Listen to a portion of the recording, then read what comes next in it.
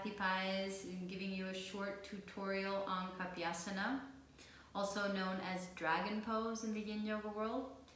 This is not a tutorial over how to do this pose, but more on how to understand it, especially if you're a yoga teacher.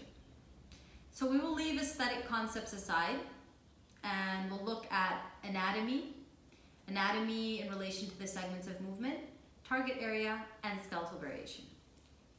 Brave Bones, my assistant, will go into the pose, and he's a very good student, so he knows that the knee must be in line with the ankle. We'll talk about that later on. But Brave Bones is in the pose, and if we look at skeletal segments of movement, we can see that there is a dorsal flexion in the ankle, there is a flexion in the tibia or the knee, there's a flexion in the femur, or we can also call it the hip joint, for the front leg. Back leg has an extension of the femur as like the most important aspect of it. Lots of other things going on if I have my hands on the ground, or if I'm arching back into a back bend or lifting the back foot, but we'll just keep it at this. Thinking of target areas, also different for the front and the back leg.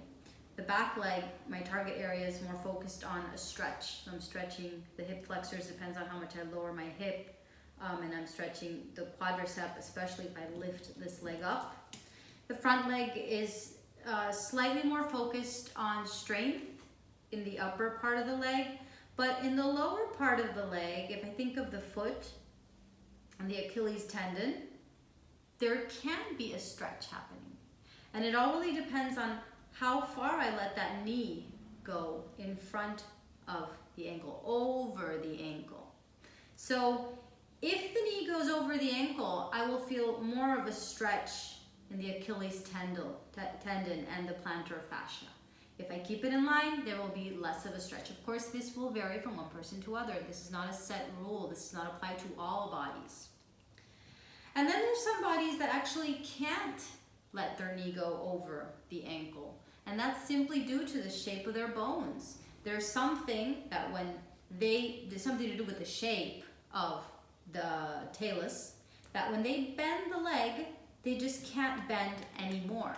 So the foot can't find that dorsal flexion that will allow the knee to go over. And when that happens, the person will just naturally stop in the pose. They will not be able to go further forward. They might have to play with other skeletal segments of movement to find positioning of the hip, to lower the hip. They might need to rely on a little bit of external rotation in the femur to be able to lower the hip.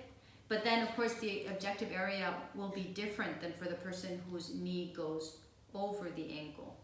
So, is it safe for the knee to go over the ankle?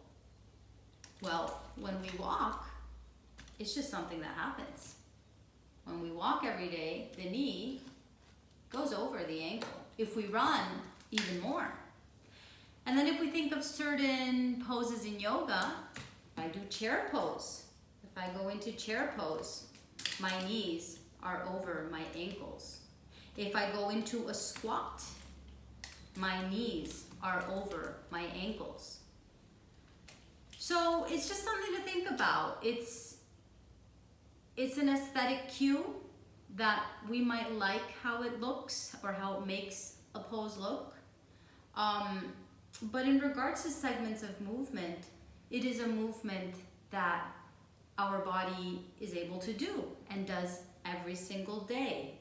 Of course, certain things such as knee pain will always let you know that you do need to play with the cues with that person.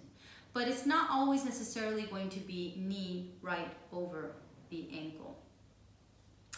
And if there's anybody out there who is a total anatomy nerd or knows a little bit about the knee, you might be saying, well, the shape of the knee fits better in that 90 degrees.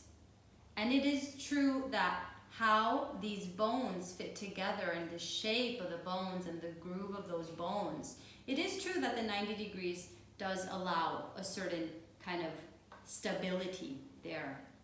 But we actually only compromise the knee when we're putting more pressure, direct pressure on the knee in poses such as swan pose, or as we know in Hatha Yoga, Ekapada, Raja Kapyāsana.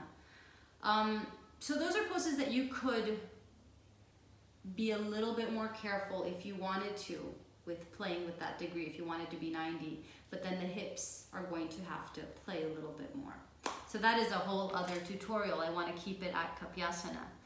If you have any questions, feel free to just comment below or send me a message. And thank you. Thank you for listening.